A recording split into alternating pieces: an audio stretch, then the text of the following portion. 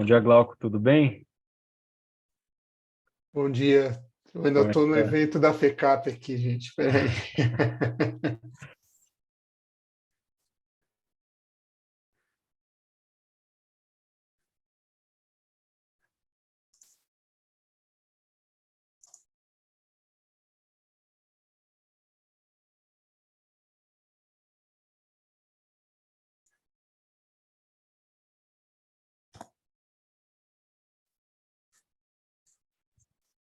Tudo certo? Podemos começar?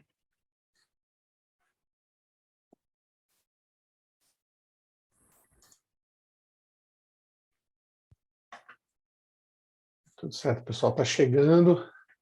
Isso.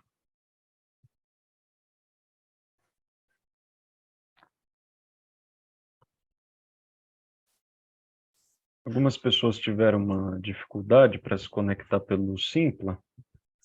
Eu vou dar uns 2 minutinhos só Uhum. para esse pessoal chegar e aí a gente já toca.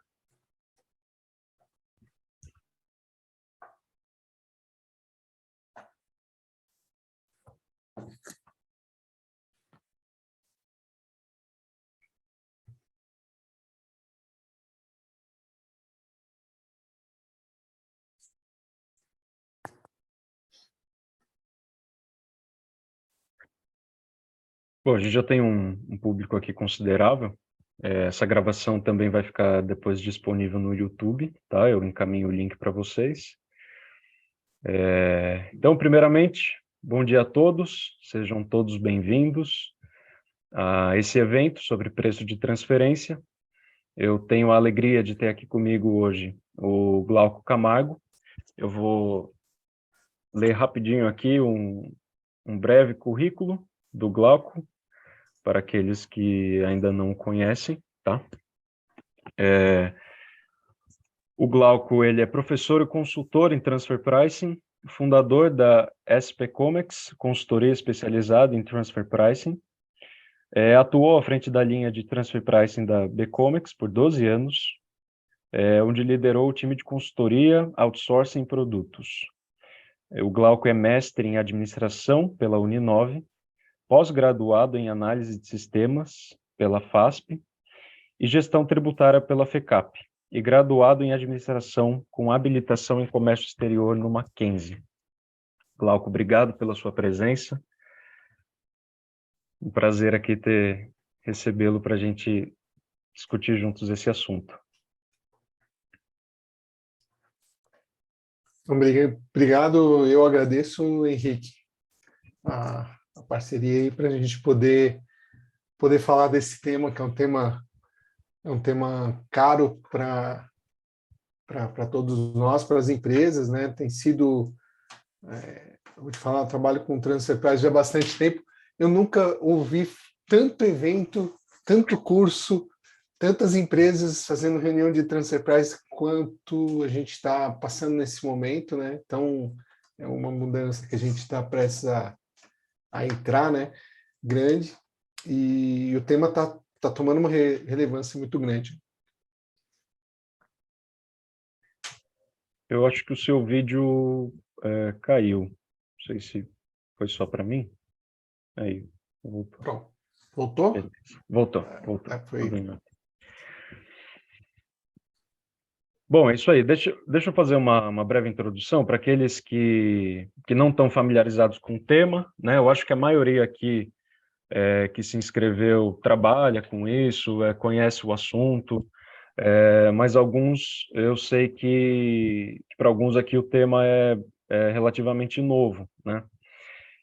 Então, as regras de preço de transferência, né, são regras ali anti-abusivas, né? Existia uma prática muito comum entre as multinacionais em que elas transferiam transferiam lucros, enfim, através de operações em que se simulava preços, em que fazia erosão de bases de RPJ, CSLL, enfim,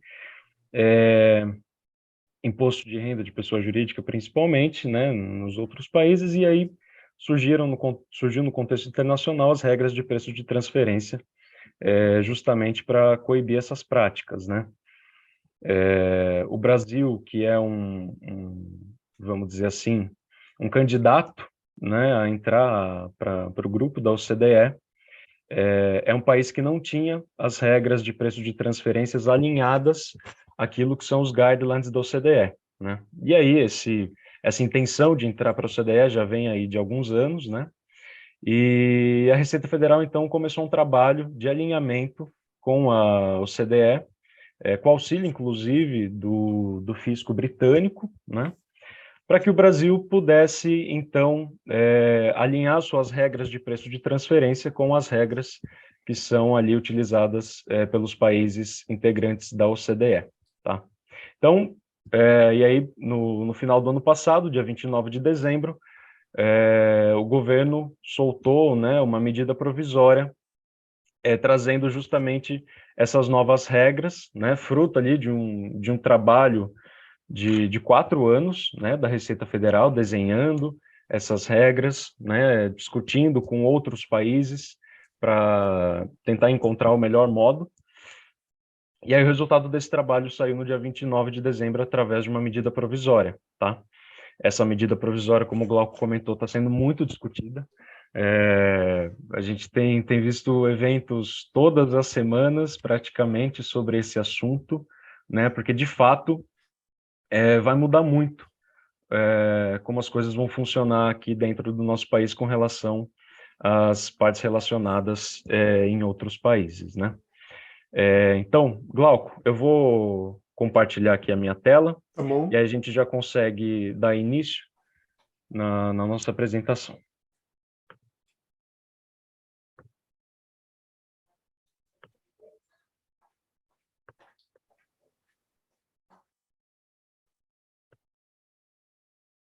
Consegue ver? Pronto. Tô vendo sim. Então tá bom.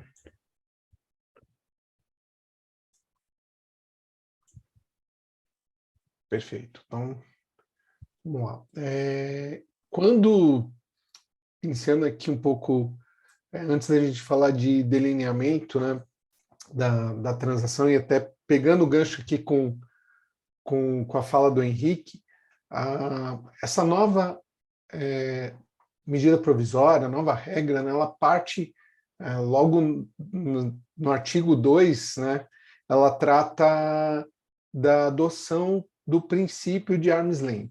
Tá? Esse princípio ele é importante porque ele dá o norte de como vai ser tratada a regra de preço de transferência no Brasil. Então, o que determina, né, qual é esse princípio, né, qual a definição dele?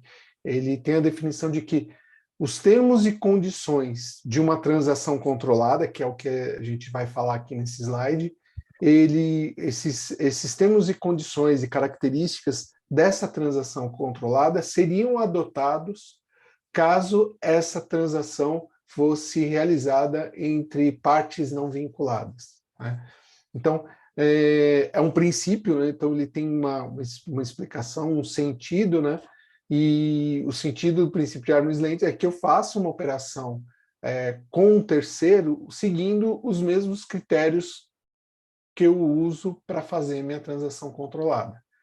Tá? Então, a regra atual de preço de transferência é uma regra que ela é uma regra extremamente complexa, assim, trabalhosa. Eu vou dizer, ela é trabalhosa, mas ela é objetiva. A gente está mudando para um cenário, a gente está saindo de uma regra objetiva para uma regra subjetiva. Tá? E esse ponto ele é importante, por quê? Porque ele é uma quebra de paradigma em relação ao que a gente tem hoje, né? Principalmente assim, desde a relação entre contribuinte e receita, né?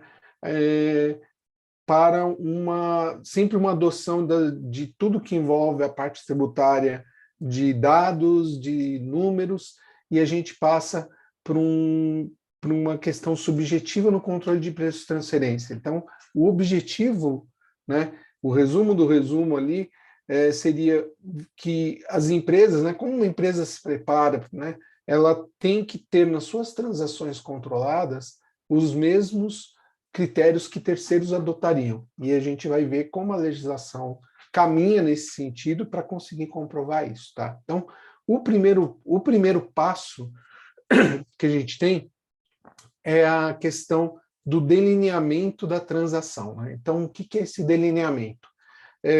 Primeiro ponto. Hoje a gente trata produto a produto. Agora eu vou passar a olhar transação, né? Então, a transação ela está ligada muito, por exemplo, né, tem um exemplo clássico que é o da impressora e o cartucho de impressora, da máquina de café expresso e a cápsula de café expresso. Então, hoje, o cálculo da regra de TP, ele olha esses produtos de forma individual. Eu vou fazer o cálculo de TP da importação da máquina de café e depois vou fazer o cálculo de TP da cápsula de café. A partir de agora, a gente tem um delineamento e uma definição da minha transação. O que é esse delineamento? Olha, a minha transação é uma transação onde eu importo o objetivo econômico, né, o comercial do meu produto é que as pessoas, por exemplo, tenham sua impressora em casa ou tenham sua máquina de café em casa e possam tomar um café expresso sem sair de casa e possam fazer uma impressão sem sair de casa, né? Ou numa empresa, enfim.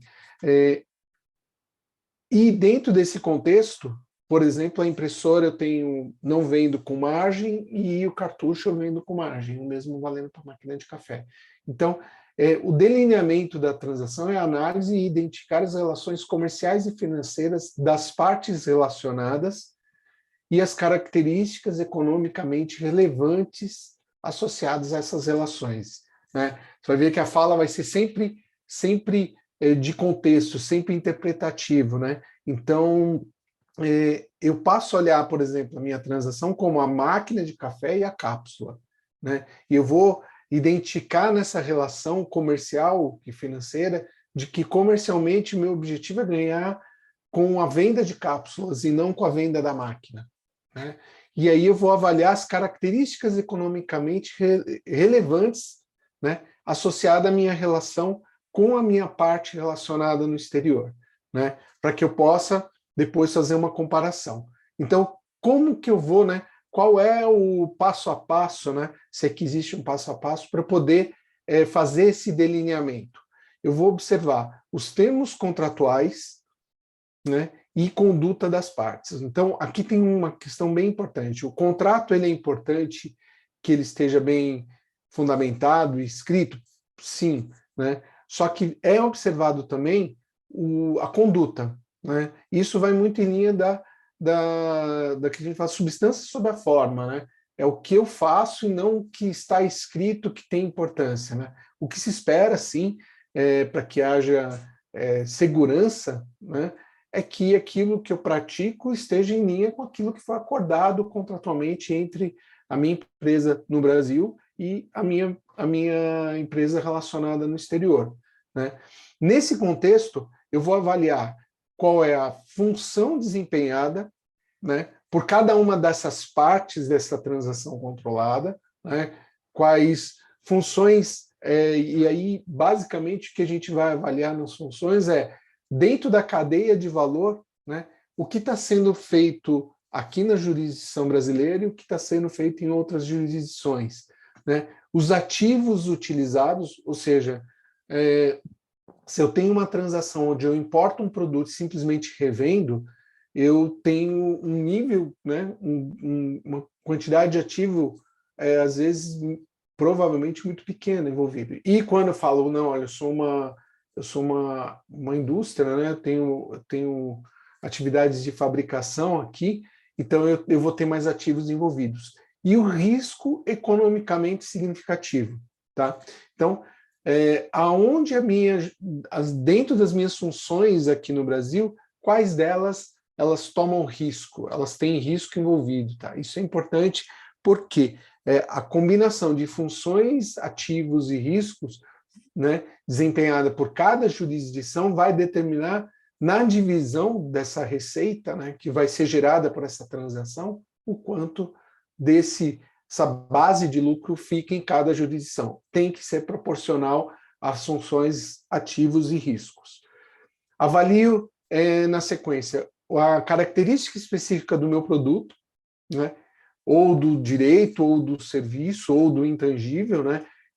Isso entra em consideração para poder fazer esse delineamento, se ele tem muito valor agregado, baixo valor agregado, se ele é uma cesta de bens, né? Se o meu produto, na verdade, é máquina, mas a impressora mais o cartucho, né? Se é um projeto de longo prazo, o que é o meu produto, as circunstâncias econômicas das partes, qual o tamanho, né, economicamente falando, de geração de receita que eu tenho aqui no Brasil, lá fora, e o mercado, como funciona o mercado, qual é o status do mercado, né, num ano pós-pandemia, vivendo ali uma guerra na Europa, né, qual a circunstância que esse mercado está vivendo em relação à oferta, demanda, lucratividade, né, e, por fim, qual é a estratégia de negócio e outras características economicamente relevantes, né? De novo, vocês veem que a palavra economicamente relevantes, ela aparece em vários lugares da medida provisória, porque é exatamente isso que a gente vai ter que tratar. Então, o meu delineamento da transação não é um cálculo matemático de preço praticado, exatamente um delineamento daquilo que vai ser objeto de comparação. E aqui eu trago em vermelho, né, um ponto que tem na medida provisória que tem levantado preocupação, né, onde ele indica que serão consideradas, né, opções realisticamente disponíveis, né, de modo a avaliar se outras condições mais vantajosas seriam tomadas por partes não relacionadas, né?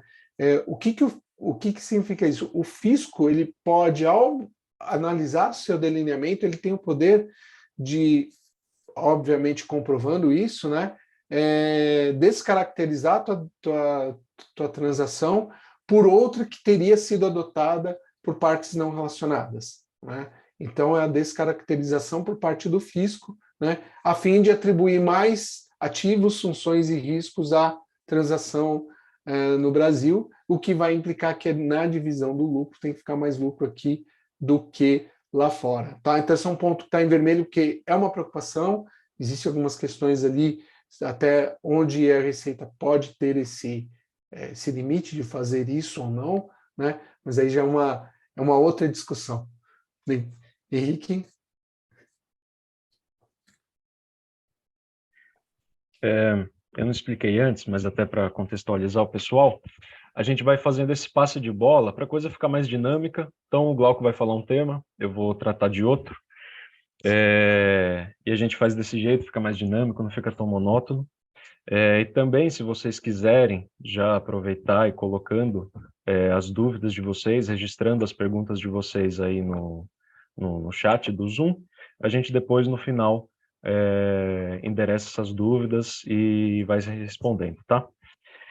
O Glauco falou uma coisa muito interessante, né, em relação à objetividade da lei atual e em comparação com a subjetividade dessas novas regras de TP, né? Isso é um ponto interessante, porque o Brasil é o país da legalidade, né? E essas novas regras de preço de transferência, eu diria até que elas são um pouco arriscadas para o nosso contexto, né? Então, de modo que é uma norma muito interpretativa, na linha do que o Glauco falou, né? E traz conceitos que nós não estamos acostumados, né? Conceitos que estão previstos nos guidelines da OCDE, mas que nós justamente não estamos acostumados e vamos ter que aprender a lidar com esses conceitos dentro da nossa legislação brasileira, né? E aí, dando sequência a esse raciocínio de encontrar um padrão arm's length para a nossa transação, né? A primeira etapa é justamente o que o Glauco acabou de falar. Eu tenho que delinear a minha transação, né? E vou comparar essa transação com uma transação feita por uma parte não relacionada, né? Justamente para eu consegui estudar se o que eu estou fazendo seria uma prática que o mercado iria adotar, né? É interessante essa legislação que ela não olha mais preço em si, mas ela vai olhar um contexto um pouco maior, que é justamente das transações. Então, existem alguns pontos que eu vou analisar quando eu vou fazer essa comparação entre transações de partes relacionadas, ou seja, a transação que eu estou realizando, com a transação realizada por partes não relacionadas, né? Então, até um pouco na linha do que o Glauco já comentou, eu vou analisar as características economicamente relevantes das transações, tanto da parte relacionada quanto das transações das partes não relacionadas, né? A data em que essas transações foram realizadas, isso é um dado que, dependendo do mercado, é extremamente relevante. Um ponto que até nem tem sido muito debatido, que é justamente a existência de efeitos de sinergia entre o grupo, entre a parte relacionada, né? Então, às vezes essa sinergia ela pode ser em razão somente da matriz, vamos supor aqui uma matriz que está instalada na Alemanha, né? Ela, vamos supor, consegue um desconto com um fornecedor que é aplicável para todas as subsidiárias no mundo todo, né? A empresa no Brasil, ela não fez esforço nenhum para receber esse benefício, né? Agora, para, inclusive, aproveitar essa sinergia. Agora, a legislação fala, quando existe um esforço da empresa sediada no Brasil em fazer parte dessa sinergia, em aproveitar essa sinergia, né? Essa característica ela vai ser relevante para fazer os ajustes, então, de base de cálculo, fazer os ajustes, aliás, os ajustes da operação em si, tá? Outro ponto é a existência de incerteza na precificação, né? E se essas incertezas foram endereçadas a outra parte relacionada, tal como partes não relacionadas fariam, né? Isso é um ponto muito importante que a gente vai tocar mais para frente em relação a intangíveis, em que a precificação às vezes é extremamente incerta e isso de fato tem que estar documentado, né? E aí depois a gente vai olhar justamente a seleção do método mais apropriado. E aí como que a gente faz essa análise mais na prática, né? Então, primeiro, a gente tem que ter uma seleção de base de dados, né? A gente tem que ter essas transações de fato para comparar. Isso é um ponto sensível aqui para a gente, porque a gente não está acostumado no Brasil a utilizar esses dados, né? Então a gente vai ter que construir essa prática. Seria interessante que as empresas de fato se ajudassem, né, para obter essas fontes. Eu listei aqui algumas fontes, né? Depois vocês podem pesquisar cada uma delas. Mas talvez não seja o suficiente, né? Então, a gente vai ter que, de fato, fazer esse esforço. Depois eu vou estabelecer um critério de pesquisa, né? Então, eu delineei a minha transação.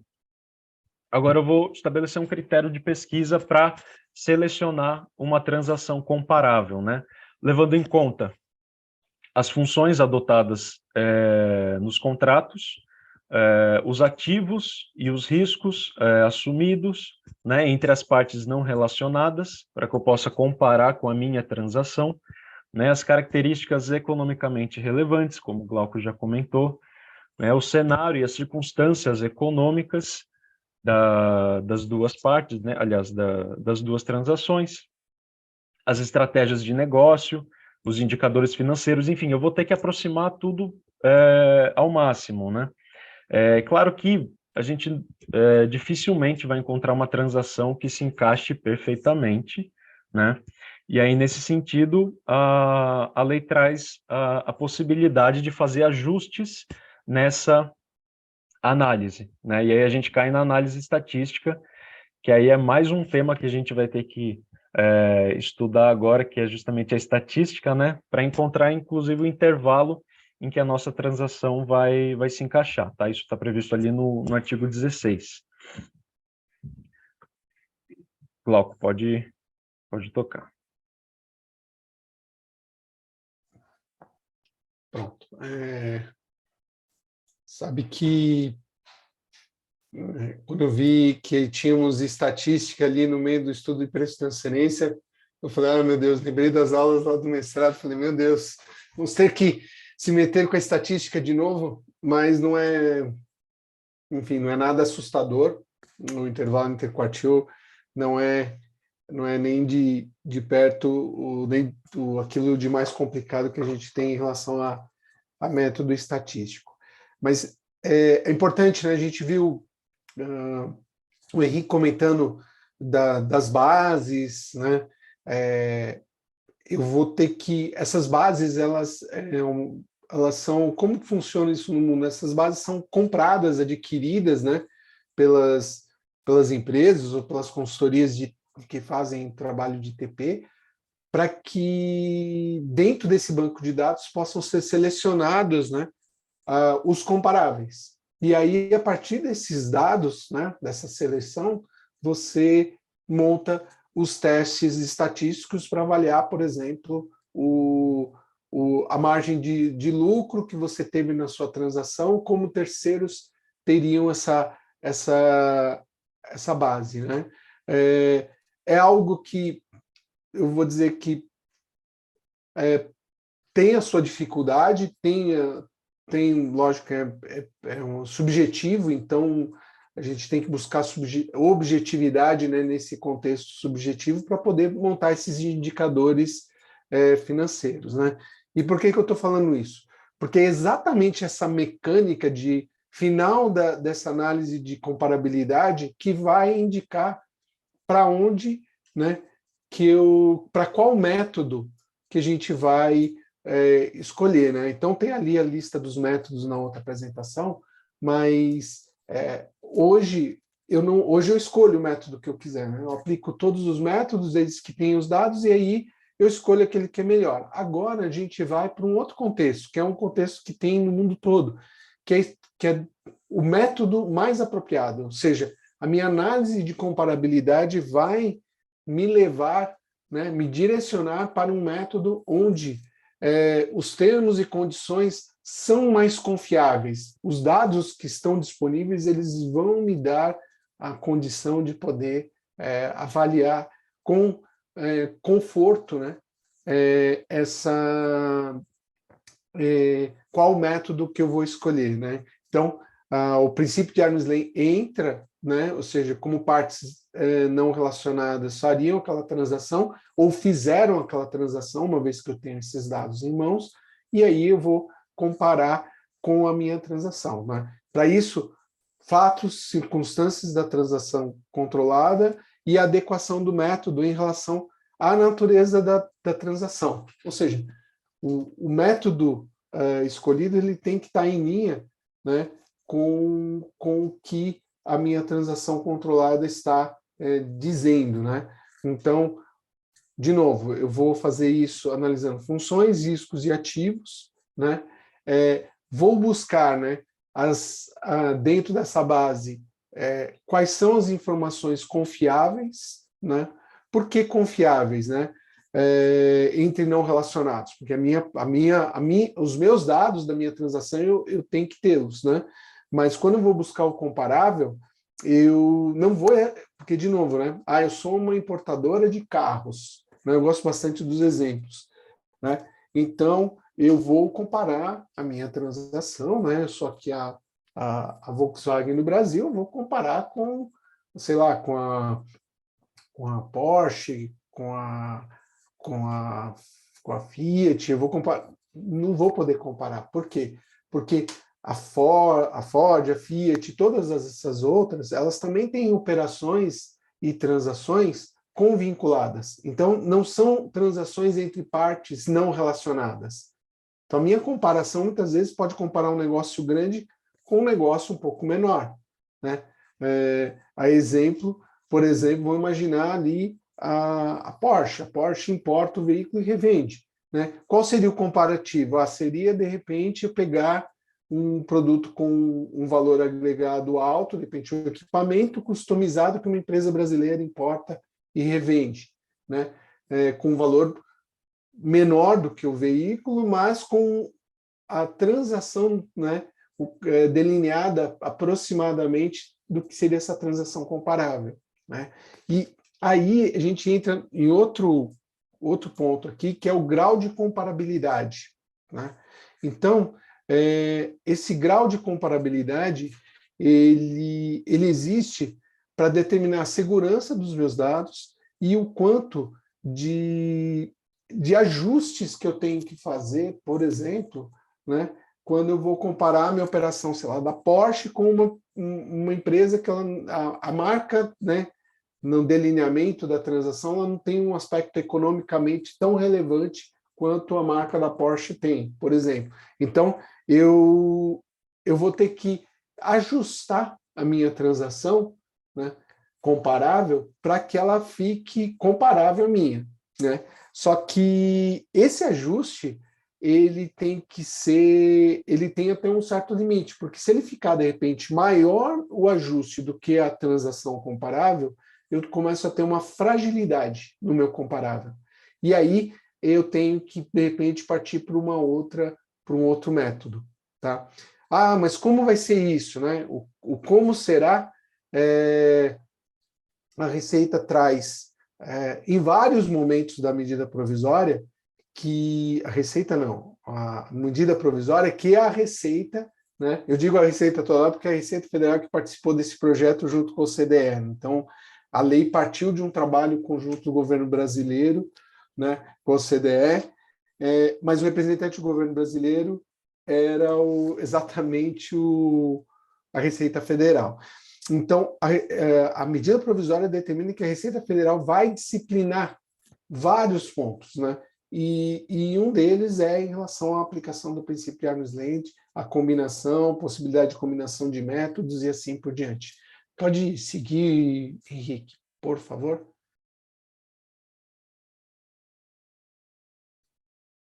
Tá. Então, vamos lá. Eu tenho esse... Como a gente chega até aqui, tá? Eu vou ter uma seleção dos dados, eu vou ter ajustes para aplicar sobre esses dados e vou selecionar um método. Mas qual é esse método, né? Então, a gente tem na lista de métodos ali que está na MP, ele traz alguns métodos que, para quem conhece TP, fala, pô, esse método PIC, PRL eu já conheço, né? Estou tranquilo, não preciso aprender mais nada, eu vou embora da...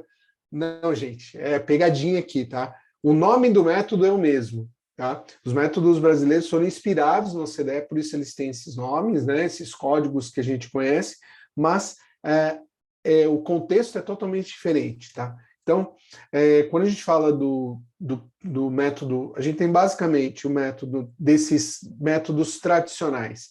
O método de comparação, o método de margem sobre o lucro e o método de margem, né, sobre custo, né? Então, que hoje a gente tem na nossa regra, hoje tem esses métodos, são mais de um, tem um para importação, outro para exportação. Agora, os os nomes são os mesmos e vale tanto para exportação quanto para importação, tá? Aqui só dando um alinhamento para quem para os colegas aqui conhecem bem TP. Então, o preço independente comparável, eu trouxe aqui um pedacinho da definição, né, que é comparar o valor da contraprestação da transação controlada com transações comparáveis entre partes não relacionadas. Nós não estamos falando de preço médio de produto, nós estamos falando de comparar o valor da contraprestação da transação. Que transação? A transação que eu já delineei. Então, a minha transação, no caso ali, é a máquina de café e a cápsula de café, né? Então, eu tenho que comparar essa transação com outra, né? Onde eu possa ter a mesma comparabilidade, né? E para isso, eu tenho que ter muitas características iguais. E pensando que, do outro lado, tem que ser uma operação entre partes não relacionadas, tá? Então, não adianta pegar Três Corações e querer comparar com Nespresso, porque Nespresso talvez faça operação intragrupo, né? Do mesmo jeito que a Três Corações também faz operação intragrupo. Então eu tenho que buscar essa comparação num outro contexto. E nesse contexto, talvez os ajustes sejam tão relevantes que o método ele fique inseguro a aplicação. Tá? Por que eu estou falando isso? Porque a gente tem os métodos tradicionais e os transacionais, que são os modernos, que vieram depois. Né? E se vier alguma coisa depois, é porque o que tinha antes não estava dando muito certo. Tá? Então, eu queria que vocês guardassem isso, porque é uma percepção isso aqui. Tá? O preço de revenda. Então, de novo, comparar margem bruta na venda, na revenda, para partes não relacionadas, ou seja, importei e revendi aqui no meu mercado interno. Estou pensando com a regra atual aqui. Em comparação com a margem bruta em transações comparáveis. Então, de novo, é um método de margem bruta? Mas eu não vou fazer um cálculo para ver minha rentabilidade, eu vou ver uma comparação com uma outra transação delineada entre não relacionados que possa ser comparado. Eu vou comparar o quê? Margem bruta. De novo, de muito ajuste para ser aplicado e muito risco. O método de custo. Com algumas exceções, né, ele, vamos lá, compara a margem de lucro bruto obtida sobre custos do fornecedor, tá? O custo do meu fornecedor em relação à margem que ele tem, em uma transação controlada com as mesmas margens em transações comparáveis. Então, de novo, comparando transações. Não é método matemático que eu faço uma conta e chego, deu ajuste, não deu ajuste. Não, eu preciso comparar. São métodos comparativos, tá? Tanto o PIC, o PRL, quanto o MCL, né, que seria o nosso atual CAP ou CPL, né? E esse método vale para os dois. O método de custo ele é aplicado, ele é sugerido ali para a questão de serviços intangíveis, né? Mas aí a gente chega lá ainda. E os novos métodos, né? Os novos métodos são os métodos que são mais utilizados, principalmente esse MLT, né, que é a margem líquida da transação, ou, como ele é conhecido lá fora, TNMM, né, Transaction Net Margin Method. Então, é a margem líquida da transação. Né? Então, ele sempre compara a margem líquida de uma transação controlada com as margens líquidas de transações comparáveis, ambas calculadas com base em indicador de rentabilidade apropriado. Ou seja, eu vou escolher um indicador para avaliar a minha transação controlada e avaliar as transações controladas de uma base de dados que eu vou obter. Então, ali estão as bases de dados. E aí sim, eu vou ver se a margem que eu estou trabalhando na minha transação controlada, ela está dentro das margens que eu obtive a partir dos métodos estatísticos, né, ali definidos no último slide. Ou seja, eu tenho aqui, tenho ajustes, mas eu tenho aqui um caminho mais adequado, tá?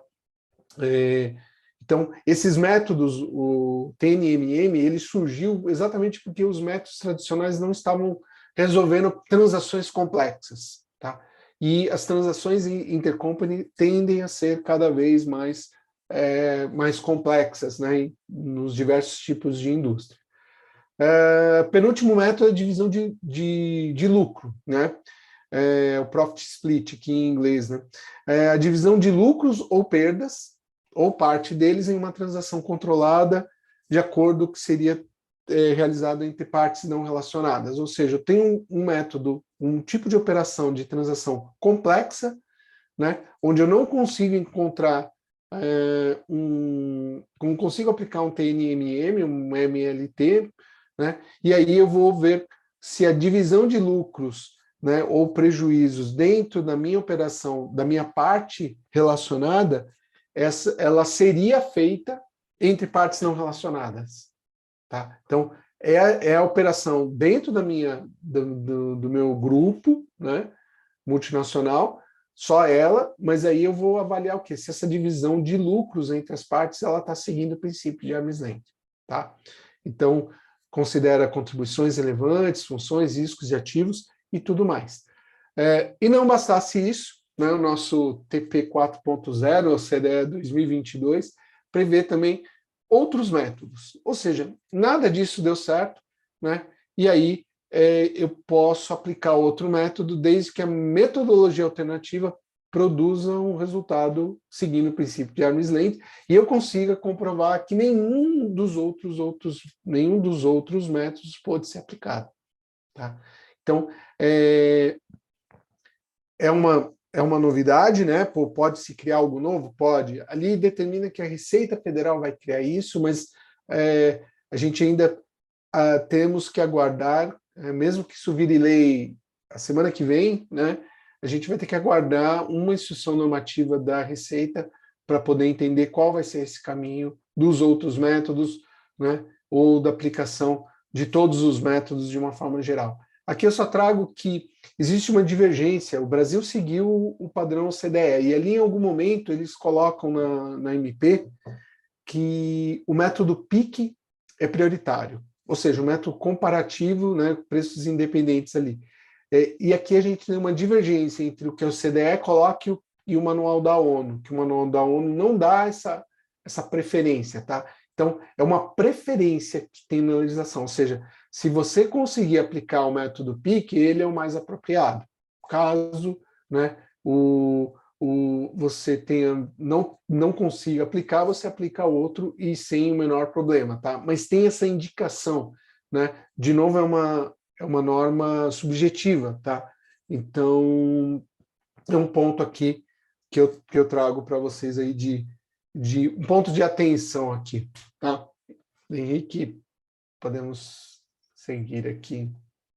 E aí até em alguns eventos, né, que a Receita tem participado, parece que assim, a intenção é que a IN, de fato, vai regulamentar essa questão da utilização de outros métodos, né? E em relação ao PIC ser prioritário, a impressão que a gente tem é que, se não selecionarmos o PIC, a gente vai ter que justificar o porquê que o PIC não foi justamente selecionado, utilizado naquela transação, né? Então, até na faculdade eu tinha um professor que, quando ele passava a prova de múltipla escolha, a gente tinha que escolher a opção correta e justificar por que a gente não escolheu as outras, né? Então vai ser mais ou menos nesse sentido. Bem, a gente vai aqui então para a quarta etapa desse caminho para justamente encontrar o princípio arm's length na nossa transação. E a quarta etapa é o ajuste à base de cálculo. Tá? Até o momento a gente estava falando bastante de ajustes nos slides anteriores, mas os ajustes que a gente comentava anteriormente eram relacionados à transação em si, né? Tanto a nossa quanto a transação comparada entre partes não relacionadas. Tá? Agora a gente está falando ao de ajustes à base de cálculo do IRPJ e da CSLL. Tá? E a lei traz aqui são 4 ajustes, tá? A MP trouxe esses 4 ajustes. Eu já faço um disclaimer que no dia 13 a medida provisória foi aprovada na Câmara dos Deputados e o ajuste secundário caiu. Tinham diversas emendas que pediam para que o ajuste secundário fosse retirado, porque no nosso cenário fiscal brasileiro, ele seria muito problemático, né? Muito embora seja um ajuste que diversos países usem, inclusive a Inglaterra, né? Mas, de todo modo, como ainda vai passar pelo Senado, enfim, o ajuste secundário pode voltar, e aí a gente vai passar por ele mesmo assim, vai explicar o que acontece, tá? Mas o primeiro ajuste aqui que a gente traz é o ajuste espontâneo, né, que é justamente o ajuste efetuado pelo contribuinte no Brasil, né, diretamente na apuração da base de cálculos dos tributos, né, com vistas a adicionar o resultado que seria obtido na transação entre partes não relacionadas. Tá? Eu vou trazer mais para frente um exemplo para explicar melhor na prática, cada um desses ajustes. Tá? Mas aqui, na prática, seria o seguinte: A empresa brasileira, o contribuinte brasileiro, olhando a transação que ele justamente realizou, ele observa que não estava dentro dos padrões Arm's Length, e aí ele faz o ajuste diretamente na base de cálculo do IRPJ da CSLL, tá? Para reequilibrar, vamos dizer assim, o tributo que estava sendo pago, e aí não cair justamente em hipóteses de não tributação ou pouca tributação, enfim, para justamente equilibrar o sistema. Existe o ajuste compensatório, que também é realizado pelo contribuinte, mas aí eu estou falando de um ajuste que é realizado entre as duas partes, tanto a brasileira quanto a parte relacionada em outro país, em que o ajuste é efetuado, vamos dizer, pela transação inteira, né? Esse ajuste é realizado até o encerramento do ano, né, conforme prevê ali a MP, esse ponto foi mantido, né? Com vista justamente a mesma ideia, reequilibrar a transação como se ela tivesse sido feita entre partes não relacionadas. E a autoridade fiscal também pode realizar ajustes, tá? A autoridade fiscal pode realizar o ajuste primário, que é equivalente ao ajuste espontâneo, mas na verdade vai ser feito via notificação, né, efetuado pela autoridade fiscal, na base de cálculo dos tributos, né? Então, ao invés do contribuinte realizar esse ajuste de modo espontâneo, a autoridade fiscal vai fazer esse ajuste, tá? E tem o polêmico ajuste secundário, né? Que, em caso de ocorrer um ajuste espontâneo, aliás, aqui eu coloquei errado, né? Mas um ajuste compensatório ou primário, né? Será considerado como crédito concedido às partes relacionadas envolvidas na transação controlada, né? Então, aquele montante que sobrou da operação, a autoridade fiscal vai considerar aquilo como um empréstimo feito à outra parte, né? E vão ter consequências jurídicas em cima disso. Eu coloquei aqui uma transação muito simples, né? É o exemplo que todo mundo tem usado nas apresentações de TP sobre essas novas regras. A ideia é justamente o quê? O Brasil importa algum produto, por exemplo, dos Estados Unidos, tá? Por um custo de 100, né? E lá os Estados Unidos recebe a receita de 100, né? Aqui no nosso cálculo, o preço arm's length pode chegar a 80, né? Vamos supor.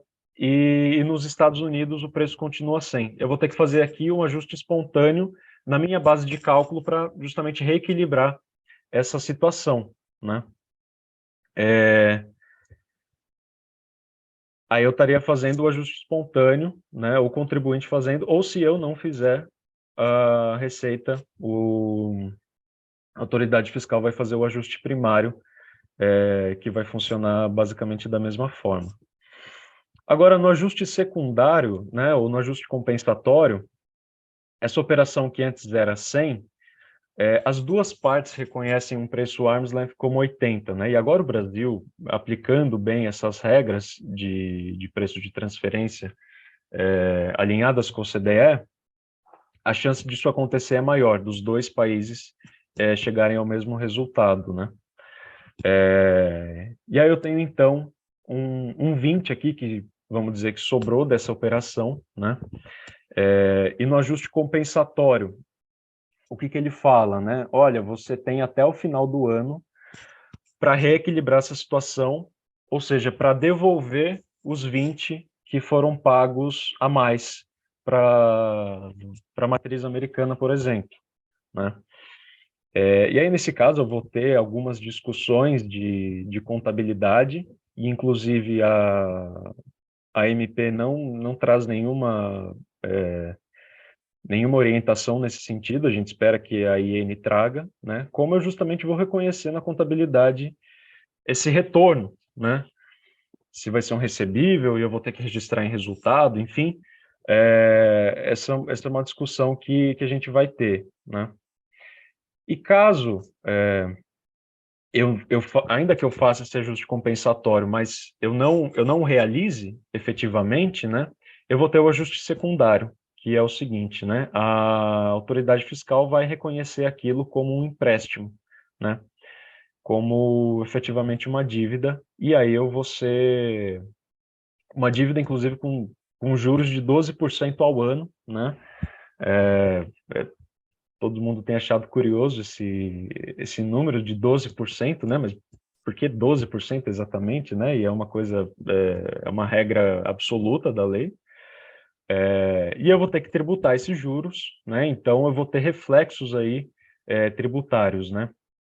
Outra questão que se traz em relação ao ajuste compensatório e ao ajuste secundário é que é o seguinte: quando eu importei essa mercadoria, eu importei a 100, né, e paguei os tributos relativos à importação, né, PIS/COFINS importação, enfim, é, todos os tributos ali que vão ser pagos na aduana, né.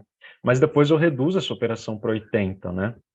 Eu não vou ter um reequilíbrio em relação aos outros tributos, né? Isso, inclusive, a norma até um pouco é bem clara, né? Nesse sentido, né? Que isso não vai impactar outros tributos, né?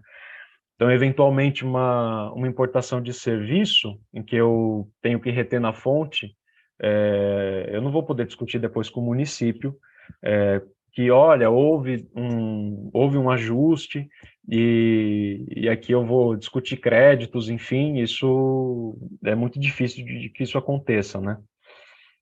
Por isso que esse ajuste secundário, inclusive, ele está sendo muito combatido aqui no nosso cenário, porque de fato ele vai refletir em outros tributos, o que não acontece em outros países, né? Então, outros países não vão ter esse problema que o Brasil enfrenta com essa malha fiscal nossa extremamente complexa, né?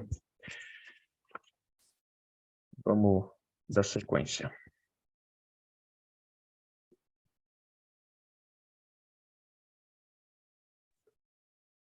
Deixa eu habilitar aqui o chat. O Henrique, teve uma pergunta aqui do Evandro, comentando que esse ajuste secundário já não consta na última versão que foi da IN, da MP, né? Eu coloquei IN, mas acredito que seja MP, que foi para o Senado, né? Uhum, Ele decaiu. Você comentou logo no início, mas não é nenhuma pergunta, é um comentário dele e uhum, de fato caiu. Acho que é importante que todos saibam, né? Que havia esse ajuste secundário, por quê? Porque ele saiu, mas ele está ali, né? O próprio Henrique comentou há pouco que foi muito criticado, muito debatido, e aí acabou a pressão. A democracia está funcionando aqui, gente. Tá? Tem pressão da sociedade em cima do Congresso para aprovar o início da validade. Então, a gente está no momento de negociação. Então, acho que é importante acho que foi importante o Henrique comentar desse ajuste secundário, para que todos saibam que a gente tinha esse, esse tipo de ajuste, né, que seria, na minha opinião, aí, bem problemático. Né? uhum. Mas na IN que a Receita Federal soltou, que agora de cabeça eu não vou me lembrar o número, ela também não falava nada do ajuste secundário, né? E isso anteriormente à aprovação na Câmara dos Deputados no dia 13, né? Mas nesse sentido não significa, até aquela época, né, que o ajuste secundário não estava valendo, né? Ela simplesmente silenciou em relação a esse assunto na IN, né? Mas de fato, na Câmara dos Deputados, depois o ajuste secundário enfim, não teve sequência, né? Mas como é uma ferramenta que outros países utilizam, a gente não descarta a possibilidade de, eventualmente, em outros anos, esse ajuste voltar para a nossa regra, né? Então, por isso que eu achei interessante a gente passar por esse assunto, né? Por enquanto, caiu, tá? É a 21,32, tá? Isso. Coloquei aqui no chat. Vamos lá. A gente... Agora vem um assunto que para mim é muito, muito caro, né? É um assunto que eu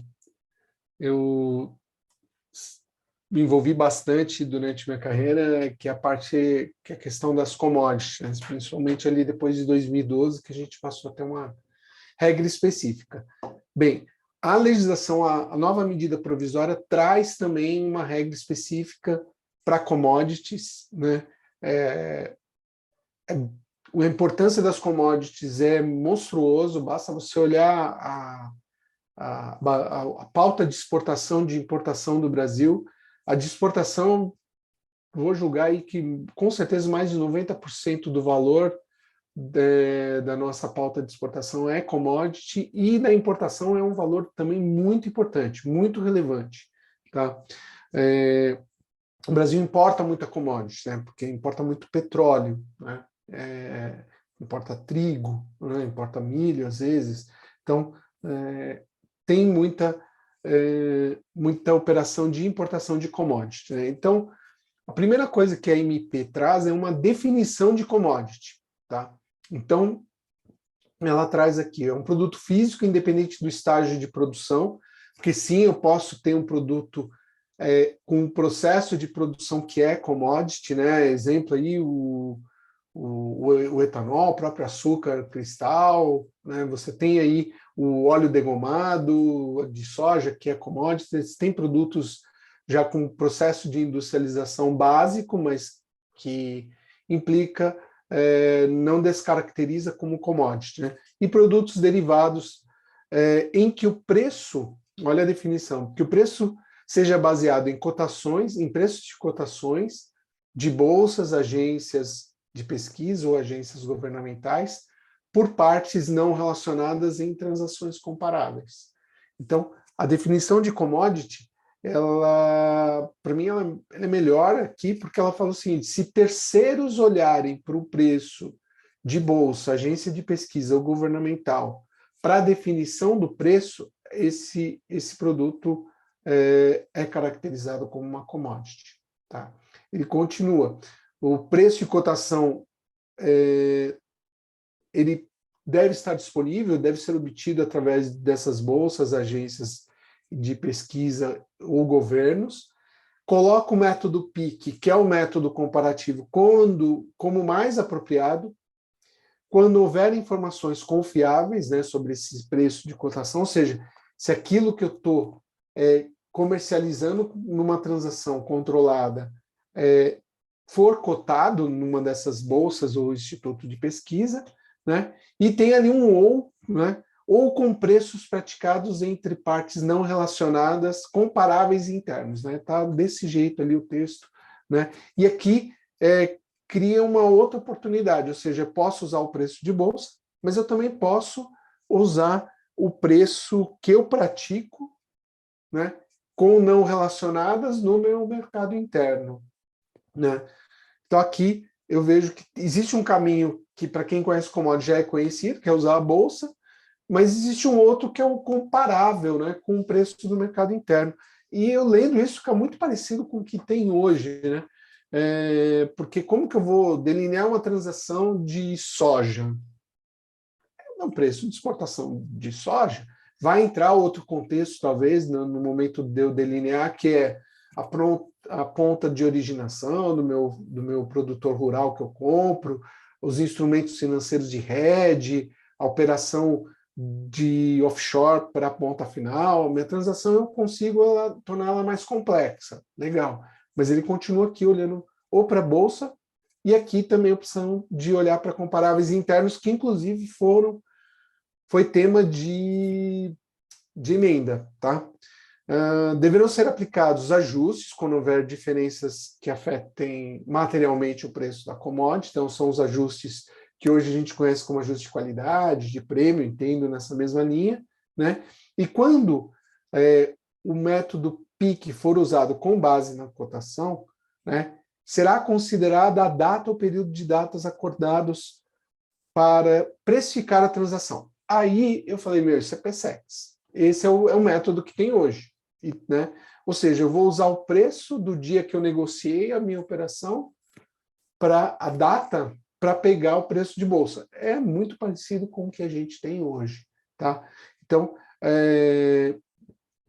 nesse caso, né, seguindo aqui, eu vejo que a única coisa que muda, volta ali, obrigado, Henrique. A única coisa que muda com o que a gente tem hoje é que eu tenho aqui ou, né, poder usar minhas operações comparáveis interno. E como que vai funcionar isso, né? Só um ponto antes de como vai funcionar. Existe um artigo ali específico, 14, que diz que o contribuinte deverá fornecer documentação tempestiva para comprovar a data de transação. Na visão do fisco, a data de negociação de uma commodity, para quem não é do ramo, né, hoje, quando você negocia a commodity um dia para embarcar 6 meses depois. Ou seja, se eu estou pegando meu preço de bolsa hoje, é esse dia que vale para fazer a comparação da minha exportação, que vai ser lá em setembro, outubro. Só que acontece, essa data ela não é registrada em nenhum lugar. Então, tem uma visão da Receita que quando eu tenho o meu embarque, eu identifico que para aquela transação, porque o cálculo de commodity hoje ele é por operação, né? O fisco fica frágil ali, porque qual é o dia que foi negociado? Ele não sabe. E aí abre margem para que um contribuinte, de repente, mude essa data para ficar mais adequada com o preço que ele gerou de receita lá na frente. Então, tá com cara aqui que nós teremos uma nova obrigação acessória para as commodities. Tá? O trecho de commodities são 3 artigos, né? E tem um artigo que fala claramente que a Receita Federal vai disciplinar a aplicação desse artigo, né? E tem esse ponto. Eu diria que hoje, se não fosse esse ou, né, que tem ali, poder usar comparáveis internos, as commodities continuam sendo calculadas da mesma forma como elas são. Tá? A gente não vai ter grandes mudanças. Né? O que a gente tem que aguardar é a instrução normativa, entender como a Receita vai olhar esses comparáveis internos, né? E como ela vai determinar essa regra. Né? Mas se eu tenho que usar a cotação de bolsa, tem que ser a cotação de bolsa daquela negociação que eu fiz. Se eu faço 3, 4 negociações por dia, eu vou ter 3, 4 cotações naquele dia. Se eu faço vendas todos os dias ou importações todos os dias, para cada dia eu vou ter um cálculo de TP para aquilo. Então, ou seja, continua sendo transação a transação como é hoje. Essa é uma primeira leitura, a gente aguarda, né, depois da conversão em lei, a instrução normativa, tá? Com bastante ansiedade, até eu diria, tá? Vamos lá, Henrique.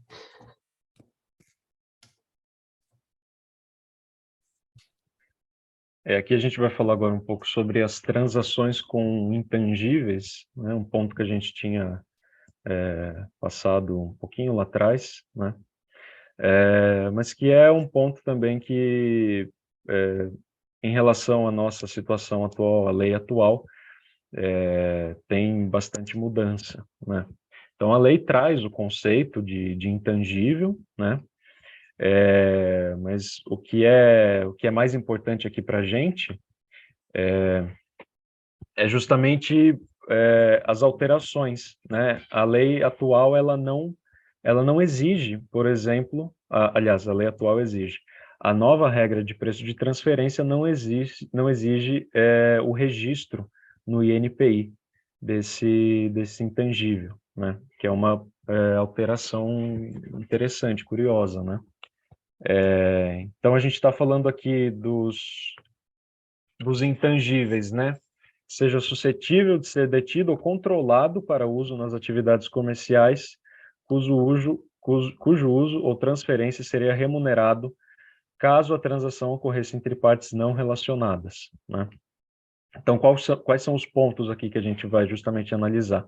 Aí a gente vai identificar os intangíveis envolvidos nessa transação, determinar a titularidade, a quem pertence, né, esses intangíveis, né, quem está cedendo o uso desses intangíveis, as funções que vão ser desempenhadas por cada uma das partes, né, os riscos assumidos e a capacidade financeira de cada uma das partes, né, e as partes responsáveis pela concessão de financiamento ou contribuições, né, do funding, geralmente pode acontecer nessas operações. E aí tem também as operações com intangíveis de difícil valoração, né, que não são raras de acontecer.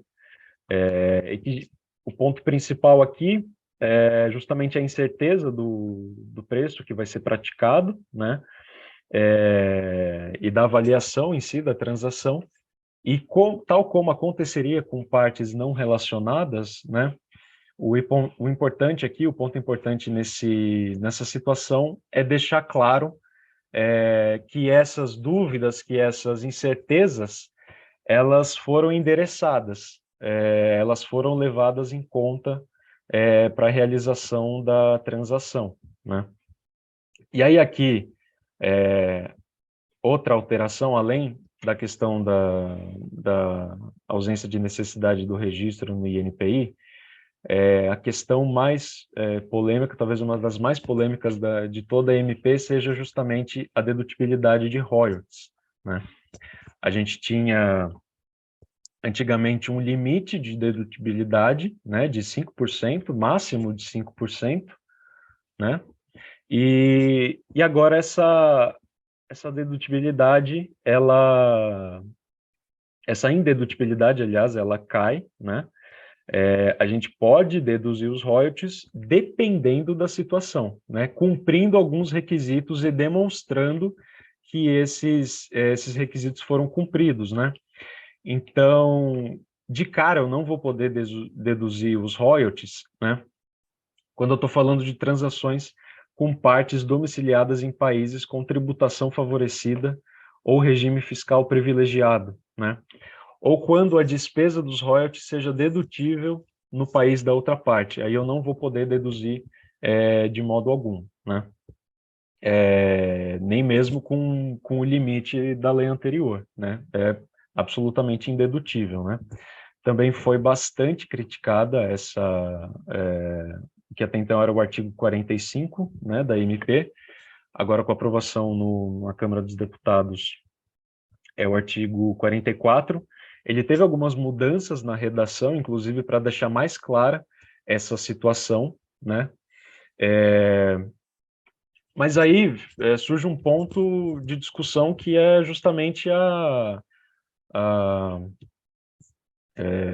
a relevância de aplicar essa lei nesse ano, né, de 2023. Algumas empresas poderiam se beneficiar dessa dedutibilidade, por exemplo, empresas de tecnologia situadas nos Estados Unidos, seria vantajoso para essas empresas a aplicação da nova lei, né, de TP, para aproveitar a situação dos royalties, né, essa mudança dos royalties.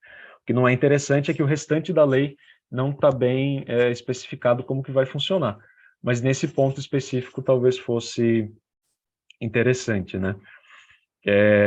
Essa indedutibilidade integral, ela sofreu, assim, muitas críticas, né? Porque eu não consigo olhar a situação de um modo tão absoluto, né? De modo que, assim, essa indedutibilidade, ela poderia acabar gerando, em alguns casos específicos, uma dupla tributação, né? O que a lei, inclusive, fala que não é querido, né? Não é a intenção, né? Mas se eu uso uma regra, se eu adoto uma regra tão absoluta, assim, de indedutibilidade, isso vai gerar alguns efeitos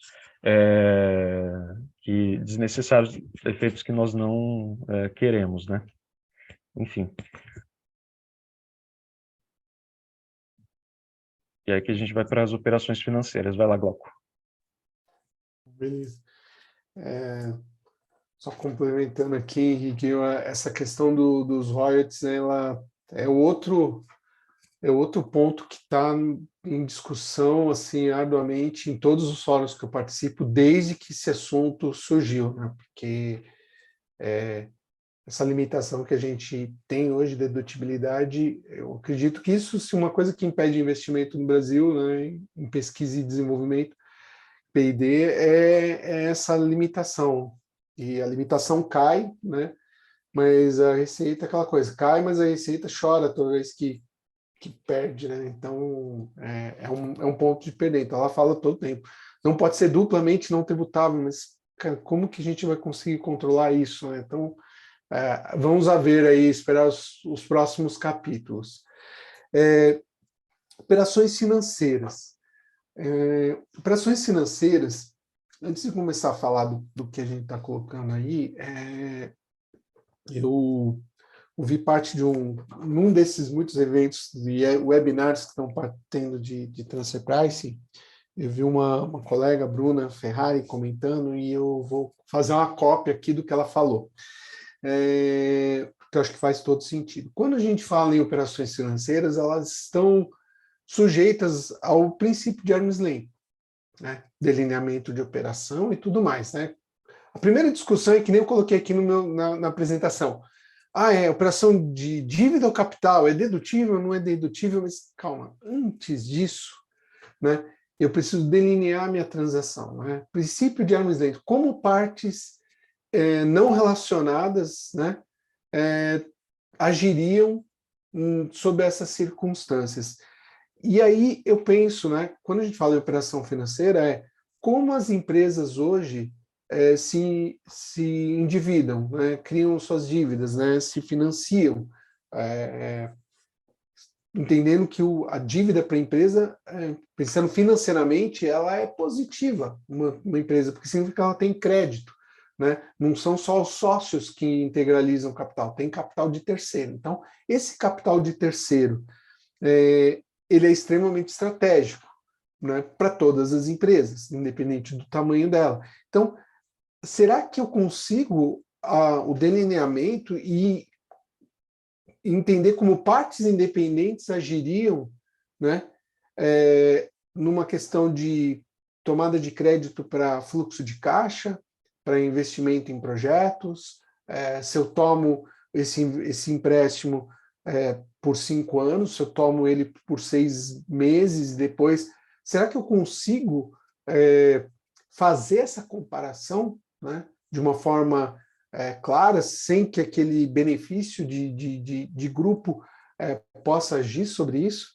Então, operações financeiras de novo, né, a versão da OCDE do Guidelines, né, versão 2022, ou seja, é algo novo, inclusive para o mundo, né? E é importante para o mundo está discutindo isso, por isso que entrou isso no Guidelines.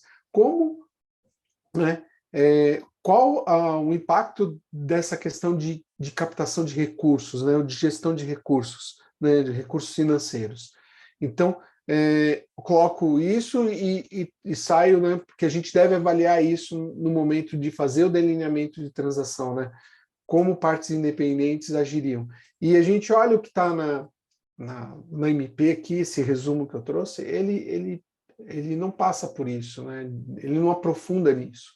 Né? Então, a primeira questão que traz a minha operação, ela é de dívida ou capital? Então, o início do artigo, ele começa, né, questionando que essa transação ela poderá ser uma operação de dívida, ela poderá ser delineada parcial ou totalmente como uma operação de dívida ou capital. Por quê? Porque a dívida ela vai ter o estudo de TP para ver a dedutibilidade. Agora, a operação de capital, ela é, por natureza, indedutível. Então, toda a força no delineamento tá para eu caracterizar a minha operação como dívida, porque aí eu vou ter a dedutibilidade. Porque se eu identifico a minha natureza da minha transação como capital, eu torno ela indedutível. Tá?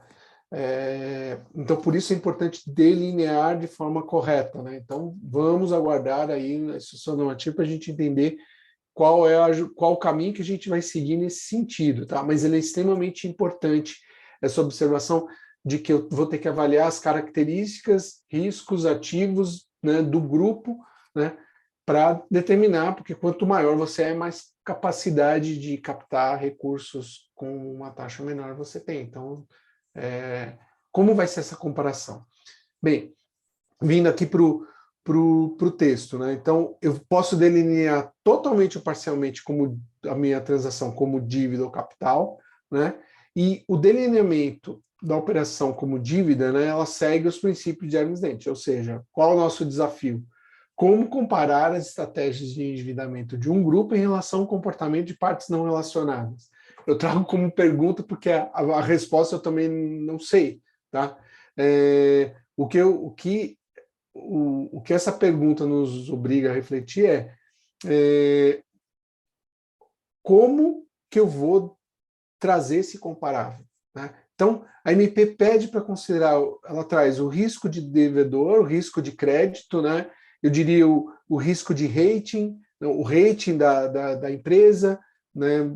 Os efeitos de suporte implícito de grupo, ou seja, eu sou aqui uma empresa que eu pego meu balanço, sou uma multinacional, pego meu balanço, por prejuízo, dívida alta, mas a hora que eu olho o grupo, eu vejo que é um grupo extremamente sólido, né? E aí o banco diminui meu rating de crédito, né? Ou melhor, aumenta meu rating de crédito porque eu estou dentro do grupo. Ele olha não só meu balanço local, mas o consolidado, né? Isso tem efeito.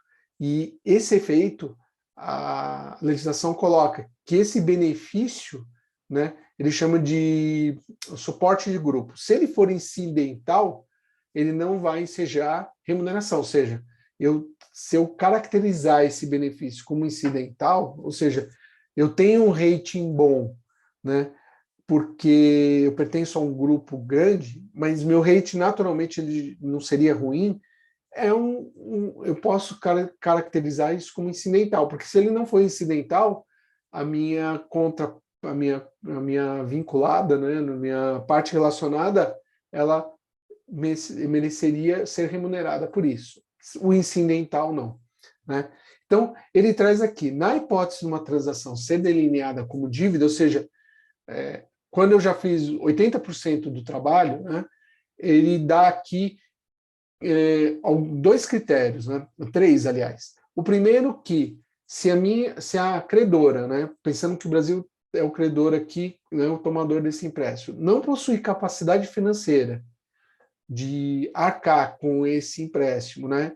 Ou não exercer os riscos economicamente significativos, ou seja, não ter capacidade econômica de tomar esse crédito, a remuneração, ou seja, essa dívida, ela deve ser com base numa taxa livre de risco, e ele traz um exemplo, como por exemplo, um título público. Ou seja, se o Brasil tomar um empréstimo em que ele não tem a capacidade financeira de assumir esse risco, ele tem que remunerar o credor dele a uma taxa livre de risco, ou seja, uma taxa de título público. Isso fica mais claro quando a gente olha o item 2. Né? Se a credora possuir capacidade financeira, né, e exercer economicamente, ter possibilidade de exercer os riscos, né, de assumir esses riscos econômicos desse empréstimo. Aí, nesse caso, né, a remuneração é baseada numa taxa ajustada ao risco.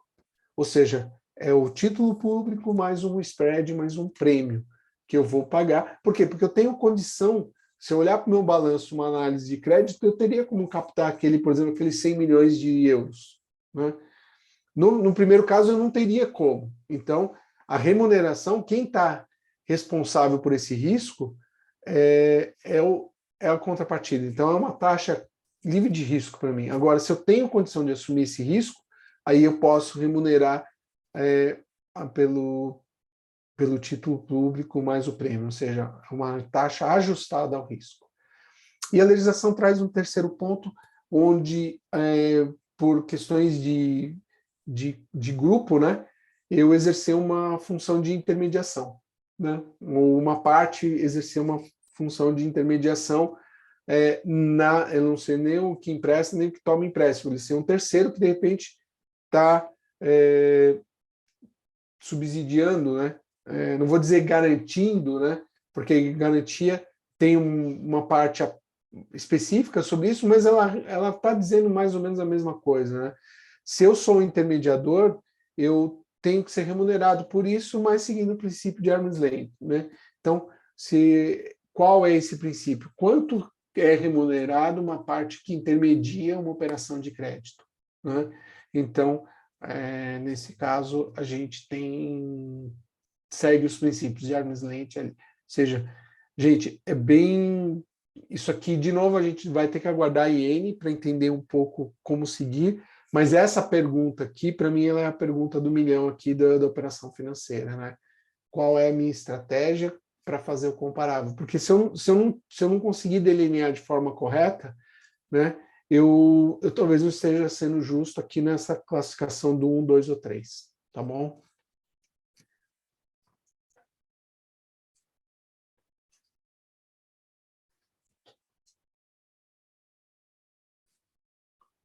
Aqui, a chegamos ao nosso finalzinho aqui, com a parte Nelson Rubens, né, do nosso TP. Os mais novos talvez não saibam quem é, mas aí já foi a piada. Pesquisem no Google depois, né? É a fofoca, é o acompanhamento do que está acontecendo todo dia, né? Então, quem é do mercado, quem trabalha com TP ou está interessado no tema, está ali de olho no Congresso Nacional, ouvindo Hora do Brasil, né? Ouvindo sessão do Congresso. Por quê? Porque está muito quente o assunto, tá? Então, quando passa a valer as novas regras? Opcionalmente a partir de 2023. Então, nós estamos em abril aqui, quase no final de abril, e as regras de transfer pricing, que vão depender ainda de uma instrução normativa, né, elas já são válidas para esse ano de forma opcional. A instrução normativa ali, que eu comentei, a 2132, ela fala disso, né, e quem quiser aderir às novas regras, tem o mês de setembro desse ano para fazer isso via ECA, que é um formuláriozinho simples ali, de preencher, simples, né? Mas a sugestão não tomar nenhuma decisão antes da gente, pelo menos, ter a instrução normativa, tá? Ela é opcional para 23 e obrigatória para 24, né? O texto original. O relator lá do Congresso, ainda na Câmara dos Deputados, mudou o texto, tornando obrigatório a partir de 25. Na votação na Câmara, né, no plenário, mudou para 24 de novo. Isso foi no dia 13 de março, acho que o 13 de abril, o Henrique comentou ali, foi recente isso. E o que aconteceu? Existem dois movimentos, duas forças aí. Primeiro, a pressão norte-americana, por causa do negócio chamado Foreign Tax Credit, que é o não creditamento do imposto de renda retido em países que não seguem o princípio de arm's length. Os Estados Unidos criou essa regra, né, e acertou em cheio o Brasil. Por isso, a motivação de ser uma medida provisória, mas tem uma pressão do governo americano para que ela se torne obrigatória, tornasse obrigatória em 23 para todo mundo, né? Não entendo muito o porquê, mas enfim, tem isso. Só que a partir do momento que votou no Congresso e passou para 24, teve um movimento de entidade de sociedade civil organizada, GETAP, mais outros grupos. Até procurei ali o slide no LinkedIn para ver quem tinha postado aquilo. Muitos órgãos, organismos de entidade de classe ali, dizendo que obrigatória para 24 é pouco tempo, né? E eu concordo que é pouco tempo, por quê? Porque todo esse processo ele deve acontecer em abril e maio, né? Então, nós temos 6 meses aí para poder sair essa instrução normativa, a Receita Federal, conforme prometeu, discutir com o mercado essa nova instrução normativa, fazer ajustes. A Receita Federal passa a ter muito poder, né? E fez uma comunicação muito adequada de todo esse processo, tá? Então, as pessoas lá da Receita se comprometeram a voltar para explicar essa instrução normativa depois de lei com o mercado e poder entender e ajustar. Então, a gente passa 23, continua 23 nesse processo de refinamento, né? Mas o que é a nova regra de preço de transferência ela traz? Ela traz que as empresas têm que ter base tributável. Então, assim, ou eu sou uma entidade com poucos riscos ativos e funções, e se eu sou poucos riscos ativos e funções, eu posso ter uma distribuição de baixo risco, por exemplo, essa atividade. E como uma distribuidora de baixo risco, eu tenho que ter lucro. Pequeno, mas tem que ter lucro. E já as que têm alto grau de riscos ativos e funções, elas podem eventualmente ter prejuízo, mas eventualmente. E aí, no exercício seguinte, ela passa a ter lucro e um lucro relevante, né? E aí a gente tem no nosso país um país que tem o tal do prejuízo fiscal, né? E que difere do contábil.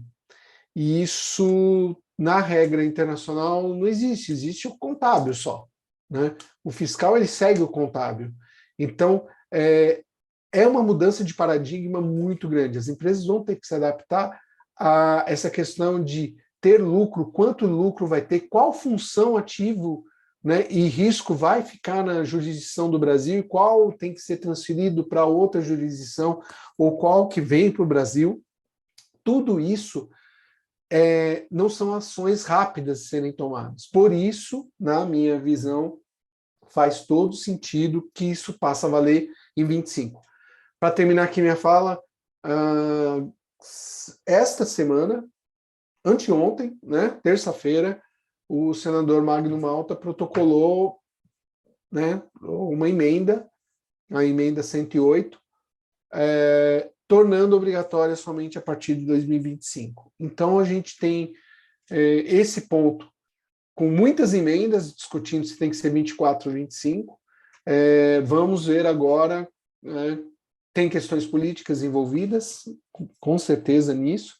Vamos ver como é que o Senado vai votar isso, se vai incluir ou não. Se incluir, volta para a Câmara, né? Aí tem aquela briga de Senado e Congresso ali, né? O Lira versus Pacheco, ali a nossa briga política do momento, né? Por poder. E tudo isso talvez esteja nesse meio, né? Mas, de novo, na minha percepção final, minha palavra final, é um projeto de país, não é um projeto de governo, é um projeto necessário, com todos os riscos que a gente vai ter e vamos ter que se adaptar, aprender, né, mudar, porque só o Brasil, né, das grandes economias, não segue a regra internacional. Não que ela seja perfeita, né, e vai resolver todos os problemas, tá? Mas a gente precisa se adaptar porque hoje é um gap gigante que a gente tem aqui em relação à legislação brasileira e legislação internacional, tá bom? Henrique. Sua câmera agora voltou. Fechou, né? Fechou, eu vi aqui. Meu zoom aqui não está muito legal com a câmera, né? Tem muita questão que a gente acabou nem trazendo aqui, em questão em relação ao tempo, né? Como os APAs, né? Que são mecanismos aí que vão funcionar parecido com consultas que a gente faz a Receita, mas vai ser um pouco mais complexo, né? Pode ser tema aí de outros eventos. Mas, de fato, assim, a aplicação, como a regra veio por MP, a aplicação dessas novas regras em 2023, ela fica um pouco estranha, né? Porque eu tenho que fazer justamente a opção para aplicar as regras em 23, eu ainda não tenho muita regulamentação de como que as coisas vão funcionar, né? Eu acho que a dica que o Glauco deu é valiosíssima, né? Antes de tomar qualquer medida, né? Mas eu quero deduzir royalties, mas antes de tomar qualquer medida, acho interessante também a gente esperar a IN ser redigida, né? Segundo a Receita já está nesse processo, e a IN vai ter justamente essa função, uma função muito importante de dizer como é que essa norma que é extremamente interpretativa, é uma norma muito subjetiva, né? A IN vai ter a função de introduzir essa norma dentro do nosso contexto brasileiro de superlegalidade, né? E, e de fato, nós não estamos habituados com isso, né? Então, a ansiedade para que a CN saia é enorme, né? E também acho que em 2025 seria muito mais apropriado para justamente ter esse tempo de preparação, né? Porque apesar das multinacionais que estão instaladas no Brasil, elas, a maioria delas, né, pelo menos, tem uma experiência lá fora de como que as regras funcionam nos termos das guidelines, né, da OCDE.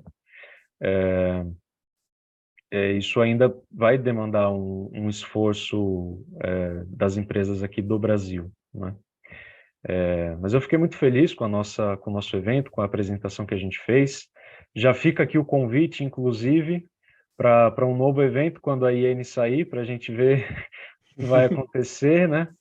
E agora eu quero abrir para as perguntas, né? Se vocês quiserem digitar as perguntas no chat ou abrir a câmera, o microfone para fazer as perguntas, a gente fica à disposição.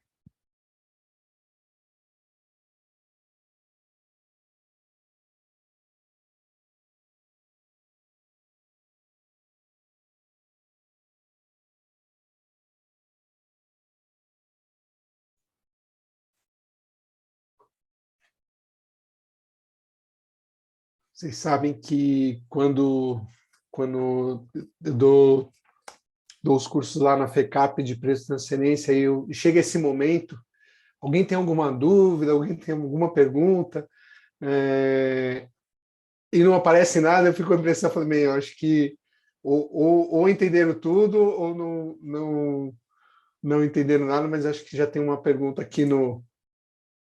O Evandro veio salvar a gente. Aqui a pergunta do Evandro é se poderíamos citar um tipo de operação financeira que seria classificada como operação de capital. Vamos lá. Você tem aqui normalmente a operação de capital é uma operação de, por exemplo, de investimento, de integralização, né? Ou seja, minha parte relacionada, então minha parte vinculada fez um aporte, é uma operação de capital. O que a Receita quer com essa questão, se é de capital ou de dívida, é exatamente ver a questão de dedutibilidade de juros e despesas, né? Porque se você há um empréstimo, hoje o nosso TP é de empréstimos, né? Então, taxa de juros ali, empréstimos, e aí você faz um cálculo por uma taxa para saber se você pagou juros, né, no limite de dedutibilidade que prevê ali a regra. Isso cai.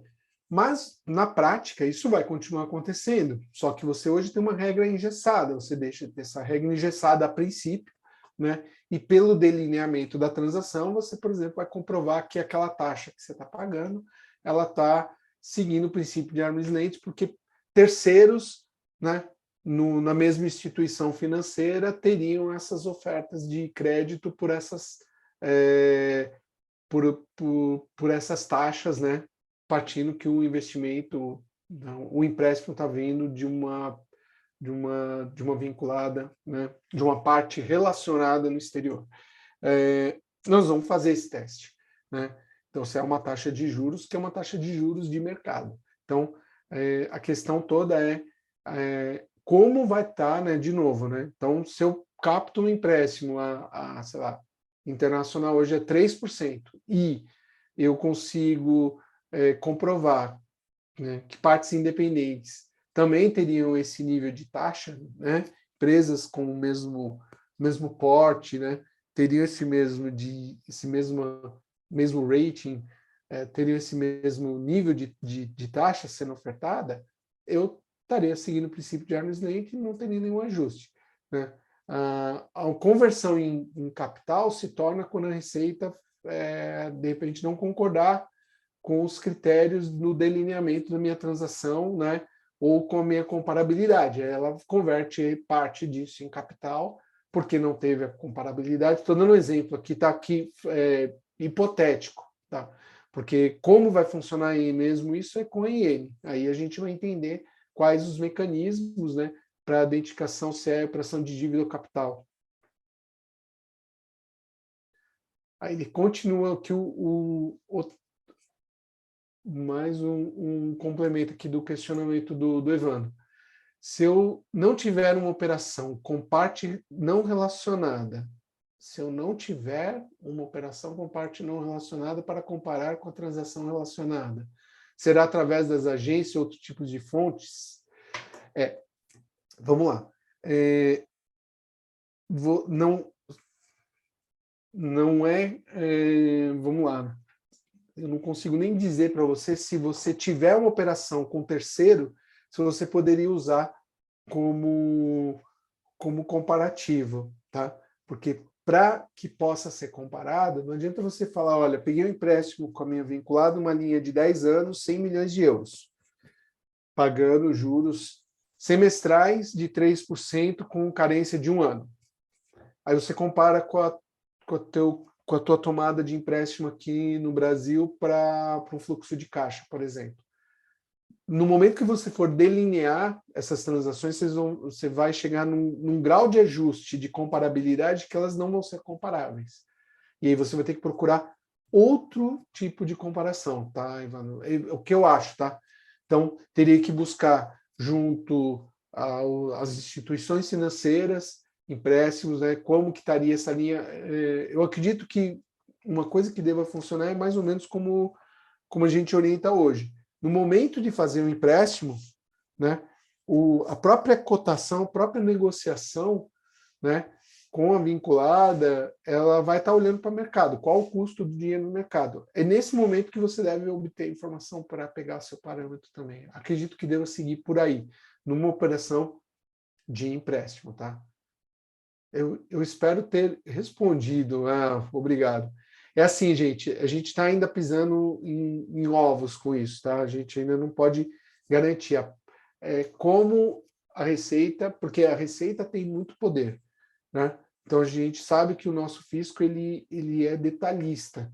Então a gente tem que esperar a instrução normativa para fazer. Minha última fala aqui, que lembrei agora, mas eu tenho como me preparar para isso, né? Pode fazer uma colocação. Espera aí, vamos lá. Deixa eu fazer minha colocação aqui. Tem como me preparar para isso?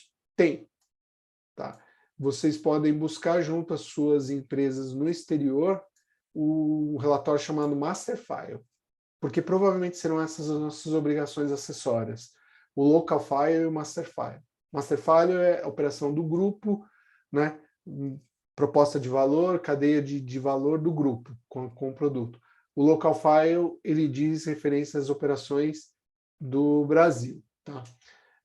A Vanessa fez uma pergunta. O Evandro quer fazer uma colocação por áudio? Pode, Evandro. Deixa eu só ver a pergunta da Vanessa aqui. Se a empresa optar por não preparar o preço de transferência, a Receita vai apresentar ajuste a ser feito via notificação? Não, Vanessa. Não. Não vi nada referente a isso, tá? Acho que você não tem essa opção de não fazer e a Receita apresentar aquelas maluquices, porque a Receita, ela não tem como apresentar isso, porque ela não tem como delinear a sua transação. Tá? O que a gente espera e uma coisa que ficou faltando na legislação atual são os safe harbors, que é um instrumento de simplificação. Né? Então, se a sua empresa for uma empresa que tem uma operação pequena, ou pouco relevante, pode ser que ela seja beneficiada por algum método simplificado de comprovação do princípio de arm's length. Tá? Vamos aguardar, porque isso também está na mão da Receita. Evandro, fica à vontade. Não sei se respondi, Vanessa. pode colocar aqui no chat, Evandro, fica à vontade para comentar. Bom dia, Glauco, bom dia a todos. Só porque, assim, só aproveitar essa oportunidade, né, que vocês estão trazendo, e esses pontos que vocês levantaram é o que a gente mais tem buscado, né, nessas participações nos webinars, né, que é essa dificuldade do delineamento das transações, né, porque, assim, muita das vezes, como a gente sai de uma regra que era por uma subjetividade, como você falou muito bem, Glauco, é bem trabalhoso. E como eu fiz na pergunta, né, hoje o que está me faltando muito na empresa que eu trabalho é ter comparáveis, né, que são as partes não relacionadas, porque a minha operação basicamente é através de trading, né, eu faço a importação pela trading, e eu não faço essa importação mais com uma outra parte. Mas, como você falou bem, né, pode ser que a minha transação, na hora de delinear, não seja.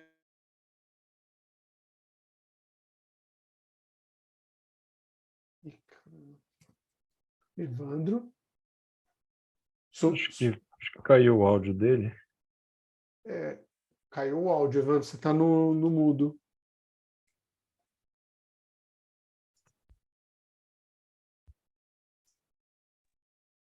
Desculpe, vocês conseguiram me ouvir?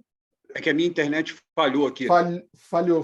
Você está falando que a sua operação, a sua empresa trabalha com uma trading, né? Isso, E aí isso. caiu. Então, a gente está com muita dificuldade nesses comparativos. Mas eu concordo com o que você falou, que assim, até mesmo na hora de você analisar a transação e delinear, você vai ver que talvez você não tenha realmente esses comparáveis. Mas só por falaram, né, no evento, tudo vai depender muito de como vierem as regulamentações ou a regulamentação. Assim, eu compartilho todos os encontros, todos os webinars. Você citou a Bruna, eu tenho participado muito dos processos dela, né, dos projetos que ela tem participado, porque ela, desde o começo, né, ela participou muito desse processo junto com a equipe lá da Cláudia Pimentel, da Receita Federal, mas eu confesso que a gente ainda está no obscuro. Né? Mas uma coisa que eu também acho importante é essa transição que está tendo agora na votação do Senado, porque muitas empresas estão pedindo a postergação, né, do prazo de vigência para 2025, porque é muita coisa para mudar e as empresas estão vendo que elas vão ter muitas dificuldades hoje, mesmo seguindo, por exemplo, como você citou também, o Master File, né, que já é apresentado pela empresa lá fora. Mesmo assim, a gente ainda vai ter algumas dificuldades, né, para poder caracterizar muito bem a transação, delinear, e até mesmo, porque agora você vai falar de seguros, fiança, garantia, gestão compartilhada de caixa. Então, assim, é muita coisa para você delinear, saber o que realmente tem de benefícios, o que tem de margem, e até para descobrir qual o método apropriado e justificar aqueles que você não utilizou. Então, assim, é complicado e eu vejo que o mercado, né, eu não vi ninguém ainda se posicionando que está tranquilo, que já sabe o que fazer e está tudo mapeado. Então, assim, eu só quis compartilhar, porque realmente a gente tem que acompanhar como vai sair a conversão da medida provisória e como vão sair as regulamentações para a gente saber qual vai ser o real impacto.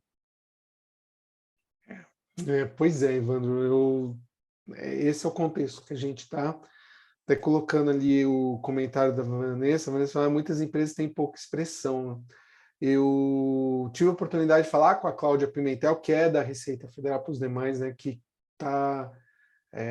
comandou todo, né, foi a cabeça ali da Receita durante todo o processo de estudo junto ao CDE, desde o começo, e pontuei para ela, falei, olha, eu tenho, porque quando conversando sobre o Masterfile, eu falei, olha, eu tenho empresas que eu atendo que eu perguntei do Masterfile, e a empresa falou, olha, o que a gente tem, nem a gente acredita, é um documento de 10 anos atrás, que tem que submeter para o fisco ali, que era uma empresa indiana, que sobe ali e ninguém lê aquilo, e aquilo fica sem cuidado, né? Ou seja, o que eu tenho não serve. Foi isso que eu ouvi para o grupo. Então tem muita empresa que, apesar de ser multinacional, apesar de ser grandes negócios, ela não olha para esse preço, para preço de transferência, como eu entendo que a Receita Federal vai continuar olhando, né? Ou seja, preços transferências para muitos lugares ela não é um tema que, que, que gera um conflito, tá? De novo, ó, posicionamento cultural do fisco deve mudar, né? Porque no mundo todo é colaborativo, não existe ajuste de preço de transferência. O que existe é o entendimento da transação para que não tenha ajuste. E isso significa, gerou uma receita arm's length. Quando você fala desses comparáveis e tudo mais, a gente vai ter realmente um desafio muito grande, porque o Brasil é um país de subvenções, de benefício fiscal, de Zona Franca de Manaus, de Fundap e de tantos outros, né, os indiretos aí, que está uma discussão gigantesca. E na hora que eu for delinear minha transação comparando com uma operação que essas bases todas que o Henrique trouxe não tem empresas brasileiras, pensa a quantidade de ajustes que eu vou ter que aplicar para delinear minha transação, sendo que eu estou no Brasil e a competitividade no Brasil ela passa por se valer de benefício fiscal. Então, é um desafio muito grande, né? Não entremos em pânico, né? Eu acho que se manter informado, né? Aqui, meu nome do Henrique, com certeza a gente vai fazer, sempre que tiver alguma novidade, a gente vai trazer esse tema aqui, né? O Henrique já antecipou isso, para que a gente possa trazer, compartilhar e também, né, como qualquer vez que você reúne pessoas, você acaba aprendendo também, o que é bem importante. Henrique? Não, legal, eu estou na sua linha também. Só para complementar um pouquinho a questão que o Evandro trouxe sobre um exemplo, né, de uma operação financeira, né? A gente pode ter uma operação de dívida, por exemplo, uma debênture, né, emitida entre partes relacionadas, né? Mas vai cair sempre naquele risco que o Glauco tão bem já mencionou, né? Eu preciso olhar essa debênture e ver como que ela funciona na prática, né? Então, ainda que não seja uma debênture conversível em ação, que é um outro tópico, né? Estou falando de uma debênture aqui comum, de fato, a natureza de dívida, né? Mas o rating da empresa que assume a dívida é muito baixo, né? O juros praticado é muito baixo. Você vê que, enfim, o retorno é feito em cima de lucro líquido e não em cima de juros. Então, assim, você tem características de uma operação de capital e não de dívida, né? Então, é muito justamente na linha da substância sobre a forma, né? Uma discussão aqui no Brasil que a gente vem tendo desde a adoção das normas internacionais de contabilidade, né? A gente tem essa discussão. Então, eu acho que o ponto a se analisar é justamente esse, né? Eu gostei muito da nossa apresentação aqui. Não sei se tem mais perguntas. Fiquem à vontade, tá? Caso alguém queira endereçar alguma outra questão que surja posteriormente, enfim, os nossos contatos estão aí na tela, tá? Para vocês depois encaminharem suas dúvidas, a gente evoluindo essa conversa, tá? O meu ali, o do Glauco também, tá aí na tela para vocês. Fiquem super à vontade para estender a conversa.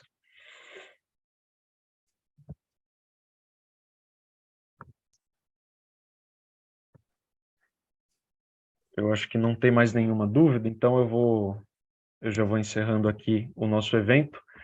Glauco, te agradeço novamente pela participação, extremamente valiosa.